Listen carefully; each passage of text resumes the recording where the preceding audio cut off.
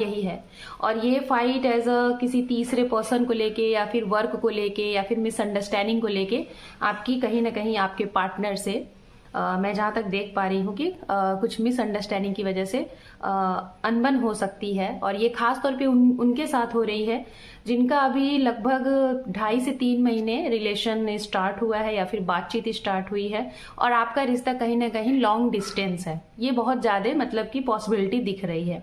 बहुत कम लोगों के लिए यहाँ पे ये दिख रहा है कि अगर ऐसी चीजें हो रही है तो शायद आपके पास कोई ऑप्शन भी है आपके नियर, है ना, कोई नया रिश्ता स्टार्ट होता हुआ दिखाई दे रहा है। इट मीन्स जो सिंगल है आपके जीवन में कोई नया रिश्ता आप कहीं ना कहीं सर्च आउट में दिख रहा है। इधर की बात मैं बताऊंगी, लेकिन मुझे ऐसा लग रहा है कि आप किसी नए की तलाश में हो, किसी को आपने लेट गो कर दिया, आप उस रिश्ते से मूव ऑन हो चुके हैं या फिर हो चुकी हैं, ठीक है, और अब आप एक तैयार हैं पूरे तरीके से एक नए रिश्ते में प्रवेश करने का। तो हो सकता है आपका ये सर्च आउट कहीं ना कहीं आपको सफलता दे इस महीने में।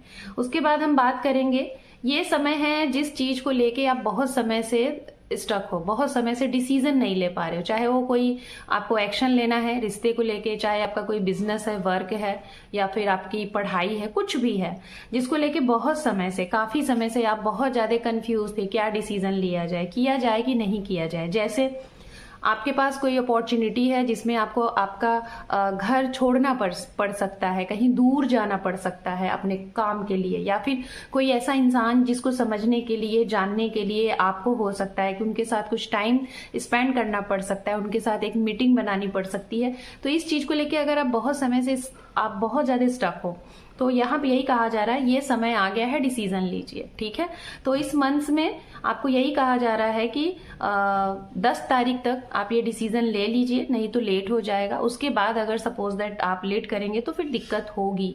उसके बाद 19 और 28 तारीख आपके लिए बहुत इंपॉर्टेंट है। लेकिन आप जो भी डिसीजन लेना चाहते हैं एज अ, कहीं पे भी आप स्टक है अगर तुला राशि, तो मैं आपको यही कहूंगी कि आप डिसीजन लीजिए।